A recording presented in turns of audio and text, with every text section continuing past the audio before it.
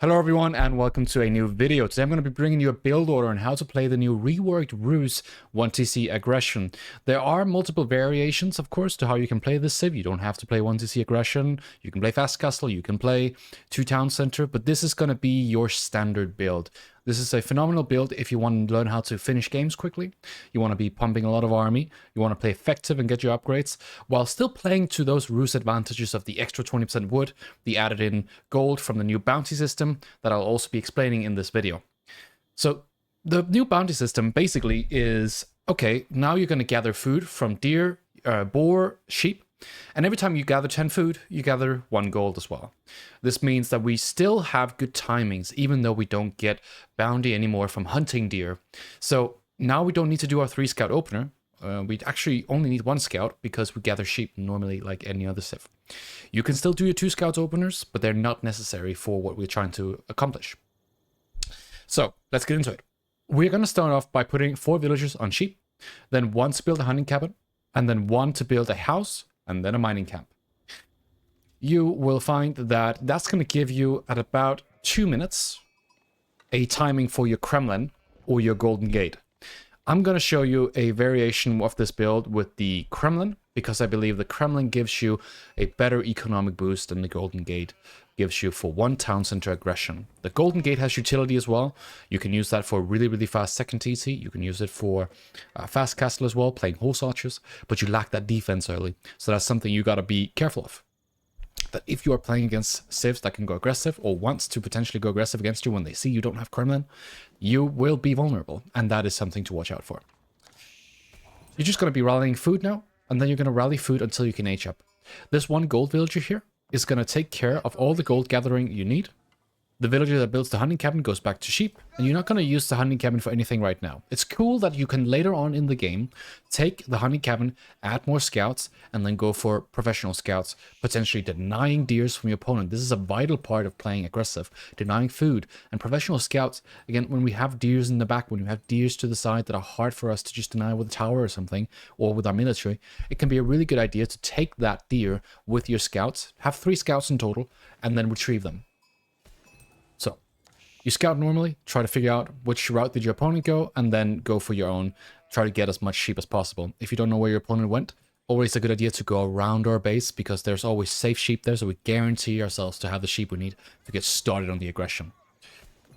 Alright, so then what you want to be doing is you want to, at about 2 minutes, you want to pull 4 villages from your sheep. You can technically pull more than 4 if you want to get up faster, but there's not really a point to it. If you want to get a Kremlin faster, that would be because your opponent has, I don't know, like a rush coming or something.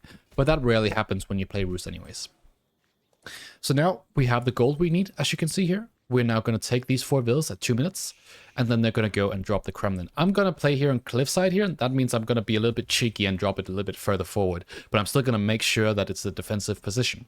So what is really smart about this Kremlin position is, on cliffside, it blocks off this entry path in the middle, makes it really difficult to go and raid me. And then I'm going to have my wood line here, with my wood villagers, still connected with the Kremlin wood bonus. And then if I'm going to be under a lot of pressure, I can then make a short wall here for like 25 wood. And then I'm pretty much safe, right? There will be no way that he can attack me and actually deny me that wood, because I'm going to be making units. So if you're going to go aggressive, you can do a more aggressive Kremlin, is what I'm trying to say. If you're not going to go aggressive and you need the Kremlin to secure you, for example, if you're going to do a fast castle, put the Kremlin on the gold. For example, here would be a great Kremlin spot if I wanted to secure the deer and the gold and allow myself to go fast castle. Scout normally. Scout just goes around the base, then to the opponent. You want to check out what they're doing. For me, I'm playing up against the Apposite, and the Apposite are notoriously good at booming, but they can also go for that really quick military wing. So I want to check out, are they going to bring spears and archers? They can also do follow-up with stable and stuff. So if I want to go really aggressive, it's really cool to have the Kremlin in the middle, but I also want to know, is there going to be counter units? And that's the most important thing. Notably is that when you're aging up, the Kremlin is going to be aged up with 4 vills. During this time, when you're aging up, you want to have 6 on food, and then you want to have up to 5 on wood. So you're just rallying on the straggler trees, and then you go to the lumber afterwards. You keep that 1 gold villager there, and then you're going to add in more villagers on gold at about 415. In this build here, I am not doing the build 100% clean, but if you need to find the build order, it's in the description as well. So you can find the precise macro on it. That can give you a little bit better timings. So here there's a little bit of funky of macroing. All right. Scout goes aggressive now. We want to see what our opponent's doing. Always important. If you want to play aggressive, you want to know what they're doing so that you don't run into a surprise. You want to know, are they going second TC? Are they going to go for gold, so potentially go fast castle? Or are they going 1 TC and gathering wood, potentially adding in more production?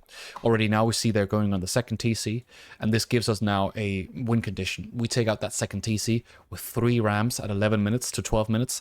That is the golden mark for those ram pushers. You don't want to neglect getting upgrades and stuff, but you still want to focus on getting the military upgrades more than anything. I know that he's going to go for the second TC, and that most likely means that he's going to go for ecoing as well. I am going to confirm it in a bit, but what I'm doing here is I'm spreading out the deer so that he puts the second TC here. It's quite ineffective. Now that I was done with the Kremlin, I took those 4 villages, I built the stable, and then I started rallying onto sheep again. Here you can rally 2 more villages to gold as well to continue getting the night production. I'm going to re-macro instead in a moment, but that is the more clean way of doing things. So sometimes we want to be a little bit more adaptable. Sometimes, you know, we get a little bit more gold than we do in other games as well. So there are differences in the game, so you have to be adaptable that way. Look at your economy. Just be mindful of, okay, what situation am I in? Do I have more of this resource or that resource? And then you switch your villages around. It's a key part of becoming a really good player, having that adaptability in the macro, because we never want to float resources. Alright, so now we have a 10-9-1 split. The build order says you can have, at this stage of the game, about 8-9-3. That's usually a little bit better way to do it, because you can see I'm floating a little bit of food now, so just go 8-9-3 instead. Now, the first knight comes forward. It was out at about 450, 445, and now what I'm trying to do is I'm going to try to intercept that TC being placed. You want to follow up with an archery range, that's why we have this many on wood. We need the archer range, and we need a second archer range after that if our opponent is going for something like a second TC, because we want to get a lot of archers out. They're really easy for us to pump because of the extra 20% wood that we get from the Kremlin. We're also now getting double broadaxe. The double broadaxe gives us a really good wood income bonus as well. And you just want to prioritize getting the tier 1 upgrades for the resources where you have the most villagers. So something like the mining upgrade does not really make sense when we only have 4 villagers on it. If we don't have something like double broadaxe where we have more than 8. Alright, so now we come around the back line here, we're scouting around the base, we cannot quite figure out why he hasn't put the TC down yet. We see this barracks here, that means there's a little bit later because he wanted to get some defensive spearmen, which makes absolute sense. That is also why this archer follow-up is very, very important, because it's going to allow our knights to do more damage later on by simply just having that counter unit out. It forces out potentially archers or spear or horsemen for our opponent as well, because they want to deal with our archers. Again, at the second archer range, then after that go for the blacksmith. You want to get specific upgrades, and those are the ranged armor and attack. And then you want to get your plus, sorry, not your plus, your siege engineering, because you need those rams. We're just full pumping. The most important things, and this is the most common mistake that people make, is in like most leagues, I would say, like anything like below Conqueror 2, 1, people float a lot. And that's a big problem. But this build, you don't have to float. If you're floating, then no. And floating, by the way, means you have too many resources in the bank. You don't know what to do with them. If you're floating, then you've not been following the build, and you've not been producing, most importantly. You want to add in more production as you start to float resources, but you also just want to constantly produce. You should be just fine with 1 stable, double archery range, and then adding in potentially barracks or more archery ranges stables later. But for now, if you're just full producing, you're going to be absolutely fine at this stage. There should be no extra resources here. If you start to float a little bit of gold, get the upgrades that you're missing. Here, I'm doing a little bit of night micro. I'm baiting the scout, sorry, the spearman away with the scout. So I'm forcing some idle time here. This is why we want to get that night timing. It's so good if you can get it going. And some people won't even go for spearmen early, so you can full deny a TC with ease at the early stages. That means that the opponent's forced to build the TC close to their main TC, and that makes it really inefficient and quite easy for you to deny all of these resources. 2 knights can do a lot of damage. They can kill individual spearmen like this. Just want to watch out. If you get ganged up on by the villagers, you don't want to lose out to that. Again, they can only take so many hits, so it takes good micro as well if you want to maximize your knight effectiveness. Again, you can get really effective with these You just want to keep them alive, and then go for the charges, back and forth, back and forth. Constant idle time is so important. More archers are coming in now. These archers are going to help with this last spearman here. Another knight comes in, deals with the spearman, and now we can full deny the opposite TC. So the barrack play didn't work, and this is again just a testament to why a fast knight play is so strong. In the base, we're adding in the blacksmith. Now we're going to go for the ranged attack, ranged armor, and then we go for siege engineering. We're not in a rush at this stage of the game to get the siege engineering, because remember, we're going to get these upgrades right after each other. Each of them takes 1 minute, and siege engineering takes 30 seconds. So it's 2.5 minutes. We still have 3 minutes until we have to get those rams going and push into the base. Second TC is not even up yet, and that should have been up by 6 minutes perhaps. So at this stage, with early aggression like this, you're going to be absolutely fine prioritizing upgrading your military first, then your eco upgrades, and then siege engineering, going for that push, because you are not in a rush to take down the TC. You don't have to put the TC down with 5 archers if you can keep doing the same damage without the ramps. Alright. So the base, very simple, is just going for pocket resources now. We can see we have a few idle villagers here because we're microing a little bit. TC goes down. Then I'm going to go back to the base and make sure I get that hunting cabin going. You want to get these deer as well. Prioritize getting deer and boar over the berries because they give gold to you. You need that gold for that extra bonus that we now have as the Rus, because we also need to get more bounty. So the bounty has been reworked. And this means that, okay, we don't have 100, 250, and 500 tiers in terms of bounty. We have 100, 250, and 750. And each of these tiers grant us more gold with our hunting cabins. They grant us an extra food gather rate. So we want to prioritize getting as much bounty as possible to maximize our civ bonuses. The archers, knights, just coming around here, you can see that I have a lot of archers. That's because they're really good for us to produce. Simply because archers in general are great for Feudal Age play, but also it's easy for us to produce them with this added wood income. We get 20% extra more wood on the drop-off. And that is huge. Some civs use imperial officials like Chinese Shushi to get that same. We get it simply just by having the building on the lumber camp. And you can extend the influence by more towers or simply by putting lumber camps behind each other. The knights, archers, just circling around. We see the stable is out now. This stable is quite out in the front here. When you see production buildings built like this, they are very vulnerable, and they're going to be some of your first targets for your rams. Again, the TC went down, and I'm assuming the TC is quite close to his main town center right now. So what I'm trying to do right now is not to deny food, to deny gold. I'm already doing that by patrolling around his base. Instead, what I'm going to do is I'm going to go and try to deny the production. Because he's already been delayed so much. He's lost a few units as well. So the way that I further delay him and keep my unit build up going without him having the same build up is simply by taking out the production buildings and just forcing him to build more of them. Alright. One thing you want to watch out though with these sort of attacks here is that you're often very vulnerable in your base. We want to avoid making defenses like walls, towers and stuff, because there's no point in making defenses if our opponent is fully tunnel visioned on our aggression. But if they decide to go to the back line and they want to raid us, it can be a very good idea to build a tower here or potentially wall off the sides. It could be a very cheap wall here, for example. That secures us the boar, secures us the berries, and then we're safe from that side. Raids will not be a problem. But again, you can also just build one tower and then you will have what you need. Alright. We see another barracks being added, so we know there's 2 barracks. That's perfectly fine. We have a bunch of archer rangers, and now we have that 1 ram pushing here at 1050 on that stable. And the stable wants to produce, but that's going to be a full denial of that as well.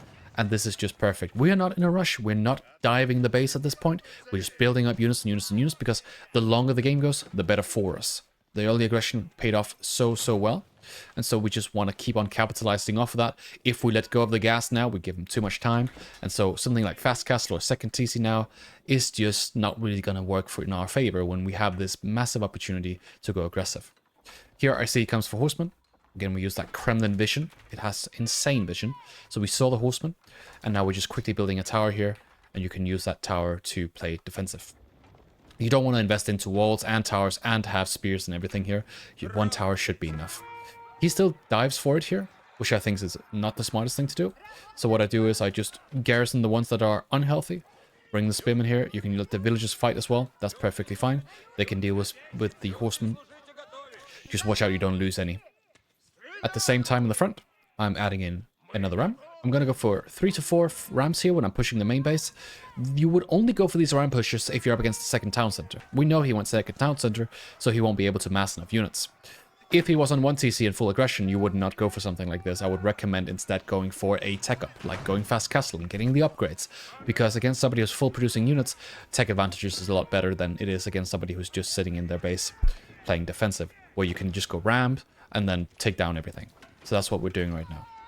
Coming from multiple sides, if you have the APM for it, try to take out as many villagers this way. Your opponent will be focused on the ramps, so if you come from the top side, you'll be able to snatch a couple of villas that way. All we're trying to do is contain him. We're denying fully denying the food here, we're denying the wood and food here as well, and then we're taking down the House of Wisdom, fully denying the age up, and denying the Golden Age as well. So we're just trying to end the game here. It doesn't have to be any more complicated than this. So it's just a full production. We're 12 minutes in, we have a total of 47 units, 3 ramps. So that's 7 knights and 28 archers.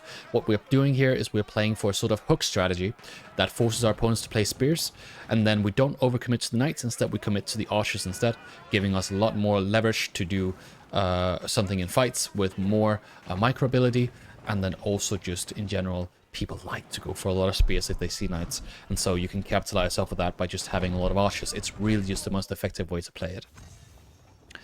House of Wisdom goes down, game's pretty much over at this stage. Again, we just keep scaling, we keep getting upgrades, we keep adding in more production. We've added in a barracks, as you can see, but notice how we're still not floating. We are just constantly spending our resources, and that's what you want to do to be really good at playing aggressive. If you play aggressive and it's not working out for you, watch your replays and then check, are you actually producing? Or are you floating 500 wood here, or 200 food, 300 food here? Are you floating maybe like 600 gold? Maybe you have too many on gold, and then rebalance next time you play out the same situation. Because if you're not going to do anything about those floats, your macro during the aggression will never work out.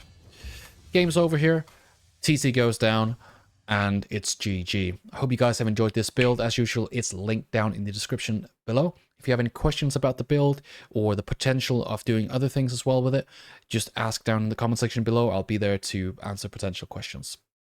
All right. Hope you guys have fun. Good luck. Have a good day.